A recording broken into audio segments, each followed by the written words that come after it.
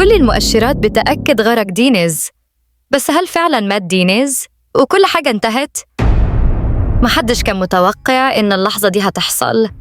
دينيز بيغرق قدام عيونهم، وعالية انهارت تماماً.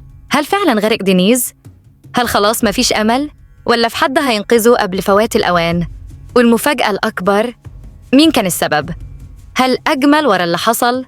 ولا أوغور بينتقم من عالية وتشيهان بطريقة محدش كان يتخيلها؟ الانهيار اللي حصل لعالية وتشيهان مش طبيعي، والدموع اللي نزلت منهم كانت حقيقية للدرجة اللي خلت الكل يسأل: هل دينيز مات فعلاً؟ ولا دي لعبة أكبر من توقعاتنا؟ قبل ما نبدأ في التحليل القوي ده، قولولي رأيكم في التعليقات، ووصلوا الفيديو ده ل1000 لايك علشان دعمكم هو اللي بيحمسني أكمل معاكم التحليلات. واللي لسه جديد في القناة ياريت تشتركوا وتفعلوا زر الجرس، وخليكم معايا للنهاية عشان نعرف دينيز عايش ولا مات، لأن الحقيقة اللي هقولها مش هتتوقعوها أبداً. ويلا نبدأ. الحلقة هتبدأ بلحظة توتر شديدة. عالية مش قادرة تتماسك قدام فكرية، والدتها اللي رجعت فجأة حياتها. عالية متوترة جداً، عارفة إن فكرية مش جاية علشان أي حاجة غير الفلوس. هي مش مهتمة بمشاعرها أو بمعاناتها، هي بس عايزة تكسب. وهنا بيتفجر جوه عالية كل مشاعر الخوف والغضب. دلوقتي هي مش بس بتواجه والدتها، دي بتواجه كل ماضيها اللي تخلت فيه فكرية عنها وتركتها لأسرة غنية كندية. شعور الخيانة ده هينفجر في قلب عالية قدام تشيهان، وده هيوصلها لمرحلة من الانهيار الحقيقي. عالية بتنهار وتفتح قلبها لأول مرة قدام تشيهان. بتقوله بكل ألم: مفيش حد في حياتي غير ابني، أنا اتخلت عني عائلتي وخصوصاً أمي. وتبدأ تكشف عن معاناتها لما فكرية تخلت عنها وهي صغيرة، كأنها سلعة تقدر تبيعها لأغنى عيلة في كندا. وقالت: هي سابتني، كأنني مش أكتر من حاجة تشتريها عشان المال هنا. عالياً بتكشف لتشيهان إنها تعبانة جداً، وإن الخيانة جواها من زمان، وإنها مش قادرة تداوي جراحها بسهولة. لكن المفاجأة الكبيرة كانت في رد تشيهان: وأنا؟ قالها وهو بيبص في عيونها وكأنه مش فاهم، ولكن في الحقيقة هو عايز يوصل لها حاجة مختلفة. أنا معاكي ومع دينيز كمان، مش هسيبك ولا هتخلى عنكم. تشيهان بيوضح لها بكل حنية إن وجوده معاها هيوفر ليها ولابنها كل الأمان والدفء العائلي اللي كانت محرومة منه من زمان. مش بس كده، هو بيطمنها إنه مش زي فكرية اللي تخلت عنها لما كانت صغيرة. هو هيدعمها وهيوفر لدينيز العائلة، وبيقول: أنا نشأت في عيلة مليانة حب، وإنتي هنا ودينيز هتكونوا في أمان معايا. هل عالية هتقدر تسامح فكرية على كل اللي عملته فيها؟ خليكم معايا لنهاية الفيديو عشان نعرف المفاجأة. هل فعلاً مات دينيز بعد الوجع الكبير اللي عالية مرت بيه من أمها؟ تشيهان حس إن وجود فكرية في القصر بقى عبئاً على قلب عالية، فقرر ياخد خطوة جريئة، خطوة ممكن تغير كل حاجة. راح بنفسه لفكرية، وبهدوء شديد قدم لها تذكرة سفر، وقالها بمنتهى الوضوح: اللي بينك وبين بنتك محتاج وقت، بس دلوقتي وجودك بيوجعها أكتر ما بيريحها، خليكي بعيد شوية. وهنا كانت المفاجأة. فكرية رفضت وقالت له بعين فيها دموع ونار في نفس الوقت: أنا مش هبعد عن بنتي. لكن الحقيقة الهدف مش بنتها، الهدف هو الفلوس، المكانة، القصر والمصلحة. بس برغم كده كان في حاجة مختلفة في نبرة صوتها. تشيهان لاحظ حاجة، نظرة في عينيها ما كانتش نظرة طمع وبس، كان فيها وجع، ندم، حاجة حقيقية كانت مستخبية تحت قناع الأنانية. وإحنا كمان كمشاهدين هنبدأ نكتشف إن فكرية مش بالبساطة دي. في مشهد مؤثر جداً بنشوف فكرية بتبكي وتطلع صورة فيها عالية ومعاها دينيز وبوران، وبتحضن الصورة وكأنها بتحضن حياتها اللي ضاعت منها. هنعرف إنها كانت بتراقب عالية من بعيد، كل حاجة فيها كانت عايزة تقرب، بس الطمع كان بيشدها الناحية التانية. أما عن نارا وشاهين فالقصة لسه فيها أمل، ولسه فيها قتال من أجل الحب. نارا هتاخد قرار صادم للجميع، قرار بالطلاق، لكن مش علشان تسيب شاهين، علشان ترجع له من جديد بقلب أقوى وبقرار ثابت. المرة دي مش هتسمح لأي حد يبعدها عنه، ولا حتى الظروف، ولا حتى خوفها من الماضي، لأنها أدركت إن شاهين هو حب عمرها، وإن البعد عنه كسرها أكتر ما حماها. هنشوف نارا وهي بتحارب عشان حبها، وبتاخد خطوات جريئة علشان العلاقة ترجع تاني. بس ترجع أقوى، ترجع على أرض صلبة مش مليانة خوف زي قبل كده. وهنا بيجي دور تشيهان وعاليان اللي قرروا يكونوا الداعم الأول للعلاقة دي، ويساعدوا نارا وشاهين يرجعوا لبعض تاني، لأنهم عارفين إن الحب اللي بينهم مش حب عادي، ده حب حقيقي يستاهل يتعاش ويتحارب عشانه.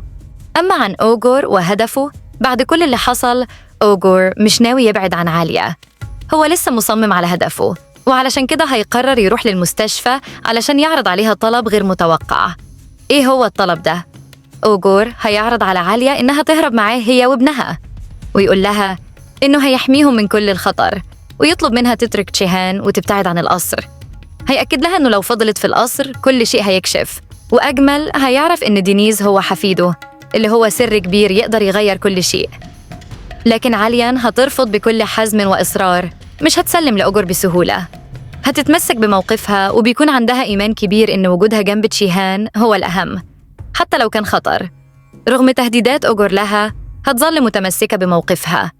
لكن المفاجأة اللي هتصدم تشيهان هي إن أوغور يظهر في المستشفى، وهنا مش هيصبر تشيهان على وجوده.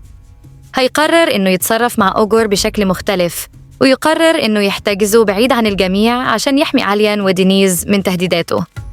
لكن أوغور مش هيكون سهل، هيحاول يهدد تشيهان مرة تانية، ويؤكد له إنه مش هيقول لأحد إن دينيز هو حفيد أجمل، وبيأكد له إن أجمل مش هيعرف أي شيء عن الموضوع، وهو هيفضل يحتفظ بالسر ده. تشيهان في البداية هيتردد، لكن في الآخر هيصدق أوغور بناء على كلامه، وبناء عليه هيقرر تشيهان إنه يترك أوغور ويعتقد إنه هيمشي من المكان. لكن أوغور هيفلت من الاحتجاز، وده هيزيد الخطر على عالية وتشيهان بشكل كبير. المرة دي أوغور هيتغير، وهيدخل في مرحلة الانتقام الحقيقي، وهيبدأ يحاول يتسلل إلى حياتهم بشكل أكبر. الحلقة هتنتهي بخطة أوغور الماكرة اللي هدفها الانتقام من عالية وتشيهان. هو مش هيسيبهم، وقرر يضربهم في أكتر حاجة تهمهم، دينيز. الخطة دي هتكون البداية لسلسلة من الأحداث العاصفة، والكل هيعيش لحظات من الرعب والتوتر. أوغور قرر يختطف دينيز من القصر، وهيكون ده الانتقام اللي كان بيخطط له.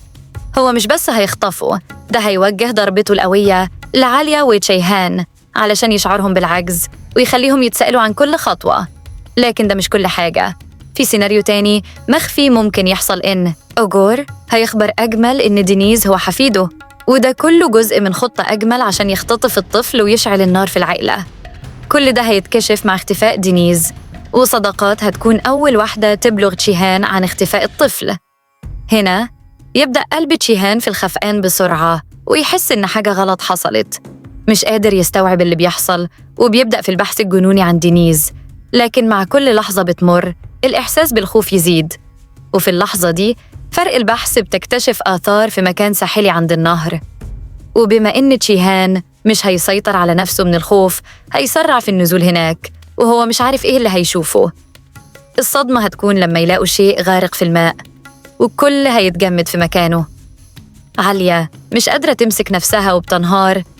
عاليان هتنهار لما تعرف إن في حاجة موجودة في الماء، وهنشوف صداقات هتحضنها وتواسيها بعد انهيارها، لأن مشاعرها كانت مشوشة وحزينة جداً. لكن المفاجأة الكبرى هتكون إن كيا وتشيهان هيبقوا في حالة من الهلع الشديد. كيا وتشيهان هيتعرضوا لانهيار عصبي. الكل متفاجئ، لكن تشيهان هيسيطر على نفسه وهيخوض في محاولة لإنقاذ ما يمكن إنقاذه. لكن المفاجأة الكبرى هتكون لما تشيهان يكتشف في النهاية إن ده مجرد دمية في الماء. هتكون دي مجرد لعبة من أوغور والخاطف، هدفها إثارة الرعب في قلب عاليان وتشيهان وإيهامهم بموت دينيز. الدمية دي هتكون فقط أداة في يد الخاطف عشان يروعهم ويخوفهم. لكن الأسئلة مش هتتوقف هنا. مين هو الخاطف؟ قولولي رأيكم، هل أجمل هو اللي ورا كل ده؟ هل عارف السر عن دينيز إنه حفيده؟ وهل دي كانت خطة محكمة من أجمل عشان يخطف الطفل ويخلي العائلة كلها في حالة من الفزع والرعب؟ نهاية الحلقة هتكون صدمة، لكن كل ده هيكون تمهيد لما هو قادم. لو كنتوا فاكرين إن الأحداث هتهدأ فأنتم غلط. الحلقات الجاية هتكون أقوى، والأسرار هتكشف واحدة وراء التانية، وكل لحظة هتكون مشوقة أكتر من اللي قبلها. لو لسه مش مشتركين في القناة ياريت تشتركوا وتفعلوا زر الجرس عشان تتابعوا كل جديد. عشان القادم أقوى. سلام.